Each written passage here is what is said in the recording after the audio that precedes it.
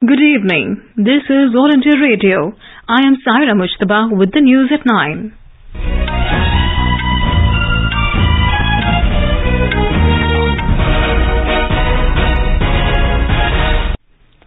The headlines. Campaigning ends in Himachal Pradesh for assembly elections. Polling to be held on Saturday. New Delhi hosts second agriculture ministerial level meeting of BIMSTEC, asks member countries to actively participate in Indian initiative to promote millets as a food. India-led group of developing countries ask developed countries to increase quantum of climate finance to meet the ambitious climate goals. 5 Indian-American lawmakers elected to US House of Representatives for the first time. And in T20 Cricket World Cup, England beat India by 10 wickets to clash with Pakistan in final on Sunday.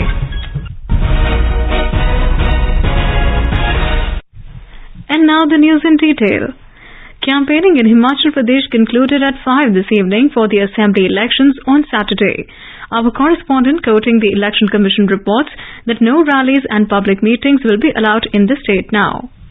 During the silence period, no active campaigning by candidates or political parties is allowed on television or any digital media platform. According to the Election Commission, star campaigners and leaders of other political parties should avoid addressing the media through press conferences and giving interviews to the media. Apart from this, no opinion polls are supposed to be given or broadcast during the silence period of 48 hours before the poll day. Meanwhile, in view of the assembly elections, November 12 will be a public holiday for employees working in all government offices, boards, corporations, educational institutions and industrial establishment in Himachal Pradesh. It will be a paid holiday for daily wage workers. Sanjeev Sundrial, AIR News, Shimla.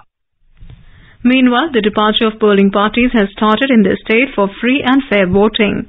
157 such polling stations have been set up in the state where polling officers, staff and security personnel will be only women. Talking exclusively to AIR News, Himachal Pradesh Chief Electoral Officer Manish Garg has appealed to the voters to participate in the elections through record voting. मेरा यही संदेश रहेगा voters को कि वो निर्भय और निष्पक्ष होकर आएं और चुनाव करें। आपके लिए सभी सिक्योरिटी अरेंजमेंट्स भी किए गए हैं और पोलिंग स्टेशंस पे असुविधा ना हो वो अरेंजमेंट्स भी किए गए हैं। तो आप अपना वोट कास्ट करें और जरूर कास्ट करें। हिमाचल में एक अच्छा नया कीर्तिमान बनाएं पोलिंग परसेंटेज का। In a related development, the Election Commission has prohibited conduct of any exit poll and publishing the result of any exit poll from the 12th of this month to the 5th of next month in connection with Himachal Pradesh and Gujarat Assembly elections.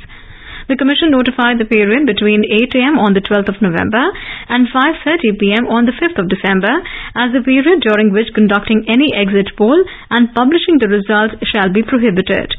Counting of votes for Himachal Pradesh and Gujarat Assembly elections is scheduled to be taken up on the 8th of December. In Gujarat, the process of filing nominations began today for the second phase of assembly poll. Our correspondent reports that all the political parties have expedited the selection process of the candidates as only 4 days are left to file the nomination papers for the first phase of assembly polls.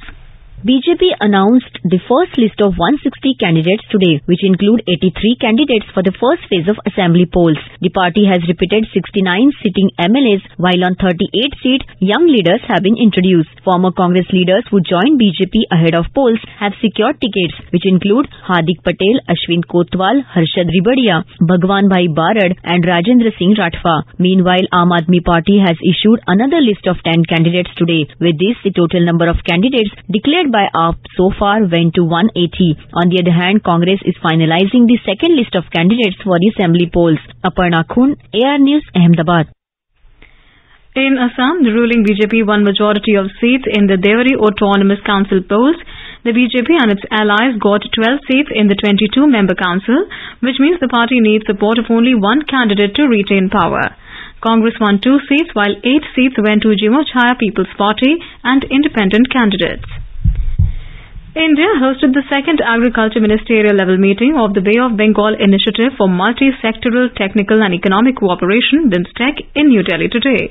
It was held under the chairmanship of Agriculture Minister Narendra Singh Tomar. Agriculture ministers of Bhutan, Bangladesh, Nepal, Myanmar, Sri Lanka and Thailand participated in the deliberations. Addressing the meeting through video conferencing, Mr. Tomar urged the member countries to cooperate in developing a comprehensive regional strategy to strengthen cooperation for the transformation of agriculture. He referred to the importance of millets as a nutritious food and the efforts made by India to promote millets and its products during the International Year of Millets 2023. He urged the member countries to adopt a conducive agricultural food system and a healthy diet for all. He asked participating countries to actively participate in India's initiative to promote millets as a food. The Centre has formulated an action plan to promote exports of millets. It has planned to facilitate the participation of exporters, farmers and traders in 16 international trade expos and bioseller meets for exports and promotion of Indian millets across the globe. According to the action plan, Indian missions abroad would be roped in for branding and publicity of Indian millets. This includes identification of potential buyers such as departmental stores, supermarkets and hypermarkets for organizing business-to-business meetings and direct tie-ups. India is one of the leading producers of millets in the world with an estimated share of around 41% in global production. It is estimated that the millet market is set to grow to $12 billion by 2025 from the current $9 billion. At the UN Climate Change Conference being held in Egypt, COP27 presidency has launched the Sharm el-Sheikh Adaptation Agenda. It outlines 30 goals to enhance resilience for 4 billion people living in the most climate-vulnerable communities by 2030. The goals seek to minimize devastating impacts of climate change. The presidency sought to mobilize $140 billion to $300 billion to pursue these goals. In the meantime, a group of developing countries led by India demanded the developed countries to substantially increase the quantum of climate finance from the floor of $100 billion per year to meet the ambitious climate goals. The developing countries also demanded that the fund should be easily accessible. Developing countries, including India, have been demanding rich countries to agree to a new global climate finance target, also known as the New Collective Quantified Goal on Climate Finance. India has joined the Mangrove Alliance for Climate at the 27th session of the Conference of the Parties, COP27, at Sharm el-Sheikh in Egypt. After joining the alliance, India called for integration of mangroves conservation with reducing emissions from deforestation and forest degradation programs for carbon sequestering. Speaking at the launch of the Mangrove Alliance, Environment Minister Bhupendra Yadav said, India sees tremendous potential that mangroves have for mitigation of growing greenhouse gas concentration in the atmosphere. This is All India Radio giving you the news. For quick news updates round the clock, follow us on Twitter at AIR News Alerts. क्या आप वरिष्ठ नागरिक हैं? क्या आपके मन में सेहत, आर्थिक, सामाजिक या भावनात्मक मुद्दों से जुड़ा कोई सवाल है? आकाशवाणी आपके लिए लेकर आया है कार्यक्रम एक कदम और बुजुर्गों के लिए, हर रविवार रात 9:30 बजे FM गोल्ड पर। आप अपने सवाल हमें व्हाट्सएप नंबर 9289094044 पर भेज सकते हैं या इस पते पर ईमेल कर सकते हैं एक कदम और airnews@gmail.com। Welcome back. President Draupadi Murmu has underlined the need of ensuring the progress of the underprivileged, the marginalized and the economically weaker sections of the society. Speaking at a civic reception program organized in her honor at the Raj Bhavan in Bhubaneswar in Odisha this evening, the President said that the shift of focus to Swadeshi systems and products has caught the attention of the country's young mass and the world at large. She said India has also set an example for the world in sustaining the economy despite the COVID pandemic. We have a report.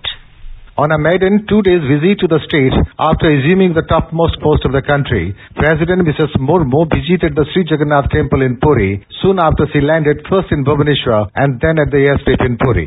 While in Puri, the President, in a rare gesture, walked down about 2 kilometer stretch of road to reach the deities in the Sri Jagannath Temple. People anxiously waited to wave at her. Governor of Odisha will host a state banquet tonight at the Raj Bhavan in her honor. Tomorrow, she is scheduled to visit a couple of high schools in the capital and then launch some projects of the Union Ministry of Education. Girish Chandra Das, EIR News, Bhubaneswar. Prime Minister Narendra Modi will be on a visit to Karnataka, Tamil Nadu, Andhra Pradesh and Telangana from tomorrow. He will pay floral tributes to the statues of Saint Poet Sri Kanakadas and also to Maharshi Valmiki at Vidhan Sauda in Bengaluru in the morning tomorrow. The Prime Minister will flag off Vande Bharat Express and Bharat Gaurav Kashi Darshan train at KSR railway station in Bengaluru. He will also inaugurate Terminal 2 of Kempegowda International Airport and unveil the 108-feet bronze statue of Nadaprabhu Kempegowda. External Affairs Minister Dr. S. Jaishankar has expressed grief at the loss of lives in a fire incident at the Maldivian capital, Male.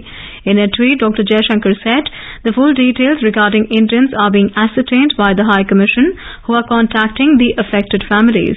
He said he received a call from his Maldivian counterpart, Abdullah Shahid, expressing condolences and assuring full support. In the United States midterm elections, a record 5 Indian American lawmakers from the ruling Democrat Party have been elected to the U.S. House of Representatives. According to reports, several others were elected in state legislatures. Mr. Ami Bera defeated Republican Tamika Hamilton from California's 7th Congressional District. 57-year-old Bera is the longest-serving Indian American in the Congress and has been holding the seat since 2013. Indian American entrepreneur Sri Thanedar created a record as he became the first Indian American to win the congressional elections from Michigan, defeating Republican candidate Martel Bivings. In Illinois, 49-year-old Raja Krishnamurthy was re-elected for the 4th consecutive term, defeating Republican candidate Chris Douglas. In the Silicon Valley, R.O. Khanna defeated Republican opponent Ritesh Tandon in the 17th Congressional District of California.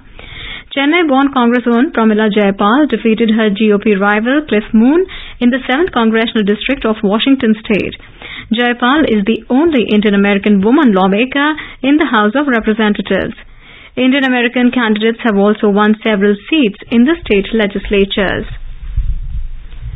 Vice President Jagdeep Dhankar will visit Cambodia from tomorrow till the 13th of this month to attend the ASEAN-India Commemorative Summit and the 17th East Asia Summit. Cambodia is hosting these summits as the current chair of ASEAN. The Vice President will be accompanied by External Affairs Minister Dr. S. Jaishankar. Briefing media in New Delhi this evening, Secretary East Saurabh Kumar said, Mr. Dhankar will also have bilateral meetings with Cambodian Prime Minister Hun Sen and other dignitaries at Phnom Penh. Chief of Naval Staff Admiral R. Hari Kumar has stressed on primacy of a rules-based order. Speaking at the 18th Western Pacific Naval Symposium at Yokohama in Japan recently, he expressed commitment of the Indian Navy and that of the Indian Ocean Naval Symposium towards promoting the idea of collective responsibility for maritime security in the Indo-Pacific. He was on an official visit to Japan from the 5th to the 9th of this month. Minister of State in the Prime Minister's Office, Dr. Jitendra Singh, today launched India's first National Repository for Life Science Data, Indian Biological Data Centre (IBDC) at Faridabad in Haryana.